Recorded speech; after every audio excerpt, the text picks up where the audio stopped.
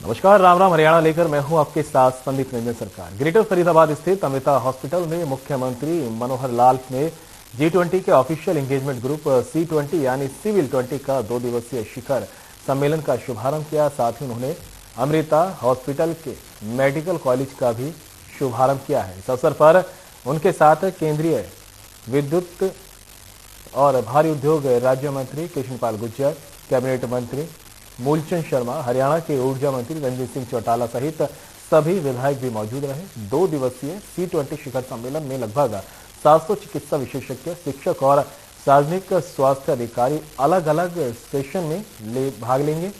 सम्मेलन के दौरान कोविड के फैसले, संक्रमण, हेल्थ के मामले में सामने आई चुनौतियां और भविष्य की स्वास्थ्य सेवाओं को लेकर नीतियां तय की जाएंगी। इस दौरान पत्रकारों से बातचीत करते हुए मुख्यमंत्री ने कहा कि G20 के ही दूसरे प्रारूप C20 के तहत स्वास्थ्य और पर्यावरण को लेकर सेमिनार का शुभारंभ हुआ है। उन्होंने कहा कि स्वास्थ्य सिर्फ एक देश का विषय नहीं बल्कि पूरी दुनिया का विषय है, जिस पर यहाँ चिंतन होगा। उन्होंने कहा कि आज यहाँ अमृता हॉस्पिटल में मेडिकल कॉलेज का भी उद्घाटन किया गया।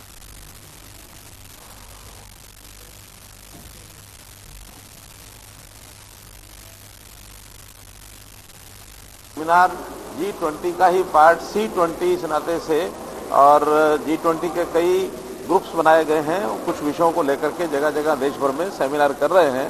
तो C20 का सेमिनार यहाँ पर मां अमृतामयी हॉस्पिटल के इस परिसर में ये किया गया है। 2 दिन का सेमिनार, और इसमें तन और मन और उसका स्वास्थ्य और साथ में पर्यावरण, तो इन सब चीज़ों को जोड़ करके एक चिंतन सब लोग करेंगे। क्योंकि स्वास्थ्य की दृष्टि से न केवल ये किसी एक स्पेसिफिक देश का विषय है, दुनिया का विषय है कि लोगों का स्वास्थ्य कैसे ठीक रहे और किस प्रकार से स्वास्थ्य को ठीक किया जा सके, तो उसके ऊपर चिंतन सब किया है। बहुत से लोग आए हैं। मेडिकल कॉलेज का आज यहाँ उद्घाटन हुआ है। जैसे हम अपनी हेल्थ सर्विसेज को बढ़ाने के लिए मेडिकल के जो परिसर हैं वो हमारे बढ़ रहे हैं। हर कॉलेज में हमारा मेडिकल कॉलेज खोलने का जो विषय था वो धीरे धीरे पूरा हो रहा है। बल्कि फरीदाबाद के लोगों को तो मैं बधाई दूंगा इस बात की कि यहाँ 3 मेडिकल कॉलेज हो गए। एक ESI का मेडिकल कॉलेज, वो भी एक साल पहले ही खुला है। एक श्री अटल बिहारी वाजपेयी जी के नाम से छायसा में जो एक मेडिकल कॉलेज पहले चल रहा था, बाद में सरकार ने उसको टेक ओवर किया है। और एक ये मेडिकल कॉलेज मां अमृतामयी हॉस्पिटल के साथ मेडिकल कॉलेज आज जिसका उद्घाटन हुआ। ऐसे 3 मेडिकल कॉलेज एक ही जिले में खुले हैं। तो इस इलाके के लोगों में इसका बहुत बड़ा लाभ होगा। मैं इसकी शुभकामना देता हूँ। कहीं खरीद में कोई समस्या नहीं है। लगातार सरसों की खरीद हो रही है, गेहूं की खरीद हो रही है, लेकिन पैरामीटर्स को ध्यान रखना पड़ता है। वर्षा आई थी, उस वर्षा के कारण से मॉइस्चर ज़्यादा है, लेकिन मॉइस्चर वाला गेहूं या सरसों वो इसलिए नहीं खरीदी जाती कि बाद में स्टोरेज के बाद वो खराब होने के उसके भय बना रहता है। इसलिए उसके मॉइस्चर जैसे जैसे ठीक हो जाएगी, वैसे आज भी मंडियों में हमारे जो हैफेड है वो सरसों खरीद रहा है। लगभग 28,000 मीट्रिक टन ये सरसों हैफेड ने खरीदी है। और आज लगभग कोई पिछले कल तक शाम तक 3,000 मीट्रिक टन ही सरसों बाकी थी, जिसको सुखाने के बाद सबको खरीद लिया जाएगा। कोरोना का फेज जो था 2 साल तक हम लोगों ने लगातार झेला। हमने सब प्रिकॉशंस बरती और वैक्सीन के कारण से हमारे यहाँ उसका वैक्सीनेशन भी पूरे देश भर में सब आबादी का 2 बार हुआ है। और आगे भी क्योंकि अब दोबारा से कोरोना के केसेस आने लगे हैं, डिपार्टमेंट इसके लिए एकदम एक्टिव है, सारी सावधानियां बरत रहे हैं। किसी प्रकार की कोई ढिलाई नहीं आने देंगे। जो प्रिकॉशंस पहले हमने बरती थी, जिस प्रकार की हमने पहले से नोटिफिकेशन जारी किए थे, वैसे ही लगातार इस पर ध्यान रखे हुए हैं।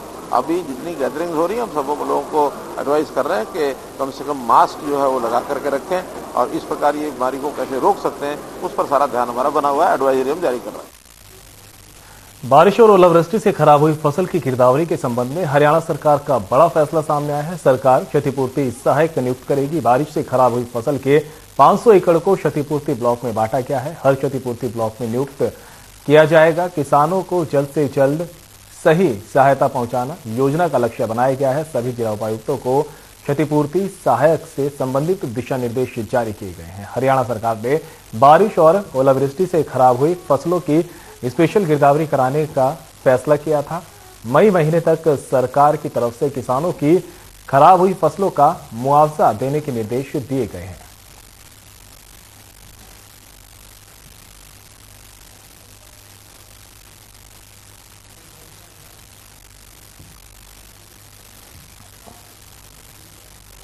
डिप्टी सीएम दुष्यंत चौटाला ने प्रेस से वार्ता की। इस दौरान उन्होंने किसानों और अनाज मंडी पर बात करते हुए कहा कि प्रदेश में अब तक 1,65,000 मीट्रिक टन गेहूं मंडियों में पहुंच चुका है। वहीं 16.83 लाख एकड़ खराब फसलों की भी जानकारी मिली है। साथ ही बताया कि सभी किसानों को खराब फसलों के लिए मुआवजा दिया जाएगा और अगर किसानों को मुआवजा मिलने में देरी हुई तो उसका भुगतान भी 9% ब्याज के साथ प्रदेश सरकार किसानों को देगी। संबंधित राशि सभी किसानों के खातों में सीधे ट्रांसफर की जाएगी। वहीं पढ़े लिखे युवाओं को क्षतिपूर्ति सहायक के तौर पर नियुक्ति दी जाएगी। 500 एकड़ पर एक क्षतिपूर्ति में सहायक की नियुक्ति होगी।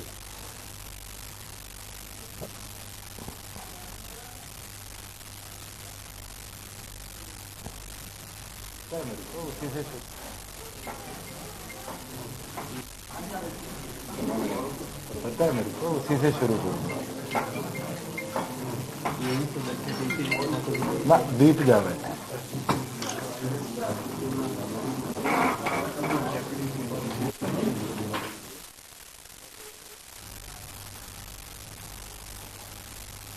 और हरियाणा के गृह मंत्री अनिल विज अंबाला में निराले अंदाज में दिखाई दिए। अनिल विज ने 1955 की फिल्म श्री 420 का रमैया वस्तावैया मैंने दिल तुझको दिया गीत इस कदर गाया कि लोग मंत्रमुग्ध हो गए। गृह मंत्री अनिल विज ने सुबह अंबाला कैंट के सुभाष पार्क में बैठकर गीत गाकर समा बांध दिया।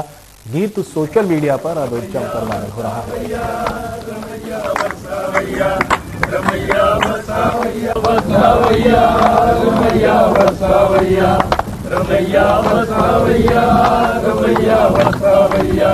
मैंने दिल तुझको दिया, मैंने दिल तुझको दिया, ओ रमैया बसावैया, रमैया बसावैया, रमैया बसावैया, रमैया बसावैया, मैंने दिल तुझको दिया, मैंने दिल तुझको दिया, ओ रमैया बसावैया, रमैया बसावैया। नैनों में चित्कार की रोशनी, तेरी आंखों में वो दुनियादारी नदी, तेरी आंखों में वो दुनियादारी नदी। तू और था, तेरा दिल और था, तेरे मन में वो मीठी कटारी नदी, तेरे मन में वो मीठी कटारी नदी। मैं दुखताऊं तो क्या, आज दुखताऊं तो क्या, हरियाणा में तीसरी डोज लगवाने वालों को गृह मंत्री अनिल विज ने निःशुल्क हेल्थ सप्लीमेंट्री देने का ऐलान कर दिया है। बता दें कि हरियाणा एकमात्र ऐसा राज्य होगा जहां तीसरी डोज लगवाने वालों को फ्री हेल्थ सप्लीमेंट्री मिलेगी। विज ने इसके लिए सभी स्वास्थ्य विभाग को भी दिशा निर्देश दे दिए हैं। इसी दौरान विज ने तमिलनाडु के कांग्रेस के जिला प्रमुख को आड़े हाथों लेते हुए कहा कि कांग्रेस का काम प्रजातंत्र को बदनाम करने का है और कांग्रेस न तो संविधान को मानती है और न कानून को।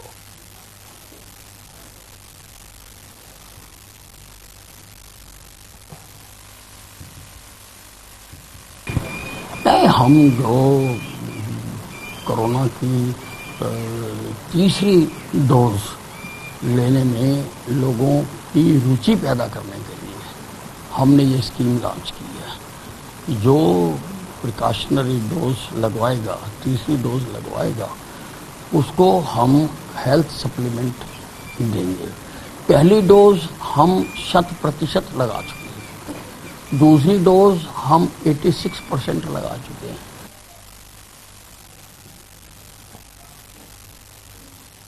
पूरे हरियाणा प्रदेश में कोरोना के बढ़ते मामलों ने स्वास्थ्य विभाग की चिंता बढ़ा दी है। वहीं भिवानी जिले से राहत भरी खबर है। जिले में अभी तक एक भी मरीज कोरोना संक्रमित नहीं मिला है। इसके साथ स्वास्थ्य विभाग कोरोना से निपटने के लिए पूरी तरह से तैयार है। सीएम डॉक्टर रघुवीर शांडिल्य का कहना है कि चौधरी बंसीलाल नागरिक अस्पताल में तमाम स्वास्थ्य सुविधाएं उपलब्ध है। विस्तार से जानकारी देते हुए उन्होंने बताया कि जिला में अभी तक कोई भी एक्टिव केस सामने नहीं आया है। 250 से 300 तक टेस्टिंग की जा रही है। उन्होंने कहा कि खांसी जुकाम के मरीजों के साथ टेस्टिंग को बढ़ा दिया गया है।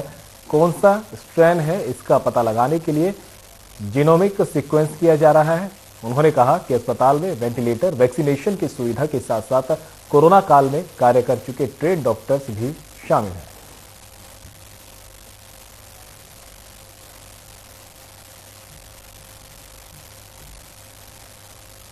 कोई भी एक्टिव केस नहीं है। हम दिल्ली के 250 से लेकर के 300 तक हम टेस्टिंग कर रहे हैं। ये टेस्टिंग की कैपेसिटी भी हम बढ़ा रहे हैं। तो जितने भी पेशेंट है जिसको खांसी जुकाम है वो सभी अपने आप को टेस्ट करवाएं और कोविड अप्रोप्रिएट बिहेवियर अपनाएं, अपने आप को अलग रखें, क्योंकि ज़्यादा घूमेंगे और ओपन में छींकेंगे खांसेंगे तो एनवायरनमेंट में वो वायरस आ जाएगा, एक दूसरे को लगने की संभावना ज़्यादा है।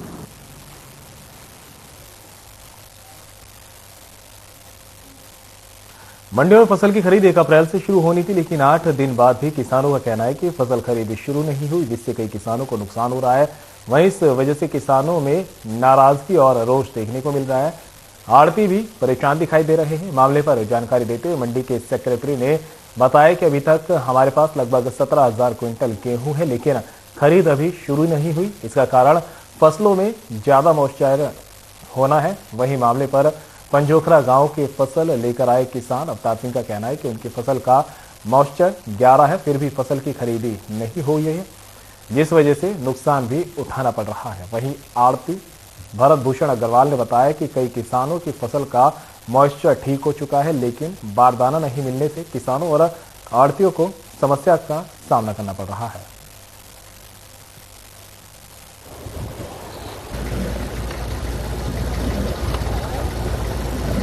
कणक लेके आया वा इत्थे कोई सुनवाई नहीं, कोई भर्ती वास्ते कोई अधिकारी नहीं आया। सुक्का माल और सैकटरी साहब से मैं बात करी, कोई बारदाना नहीं, कोई उपलब्ध नहीं। और मौसम के खराब होंदे हुए सारे जिम्मेदार की कणक बाहर फड़ पर पड़ी। मौसम खराब होंदे कणक खराब हुई, इसका जिम्मेदार खुद प्रशासन होगा, ना कि जिम्मेदार, समझ गए आप। और अपना थैला लेके 12 रुपये थैला पड़ रहा, अपनी भर्ती जिम्मेदार खुद कर रहा, इसकी दोबारा पलटी करेंगे जो वो भी पलटी सिर्फ जिम्मेदार पर पड़ेगी। इस करके सरकार को रिस्पेक्ट है, जल्दी से जल्दी किसाना की कोई शुद्ध बुद्ध ली जाए। मॉइस्चर तो 3-4 दिन से ठीक हो चुका है और मॉइस्चर ठीक होने से 11-12 मॉइस्चर सरकार कहती है और 11 साढ़े 11 मॉइस्चर हो गया कणक का। तो उसके बाद भी जो है कि कणक नहीं ली जा रही है, क्योंकि वो उनका ये कहना है फूड सप्लाई वालों का दूसरों का कि इसमें डिसकलर हो गई है कणक, क्योंकि बारिश होने के कारण से वो बिछ गई थी, बिछने के कारण से डिसकलर हो गई है। मंडी में अभी तक जो एग्रीगेट एंट्री के हिसाब से 17,000 क्विंटल के लगभग मंडी में एंट्री हो चुकी है, जो कल 65 क्विंटल तक की है, बाकी 6,000 के आसपास आ चुकी है। और उसमें मॉइस्चर चेक किया गया, जो कल तक की डेरी थी उसका कुछ कम है, मॉइस्चर 14 तक है, पहले 17-18 तक। और 1-2 दिन की धूप लगी तो सोमवार को फिर हो जाएगी, दोबारा मॉइस्चर आ जाएगी। और फिलहाल वक्त तो चला एक छोटे से ब्रेक का, कहीं मत जाइएगा, जल्द होंगे हाजिर।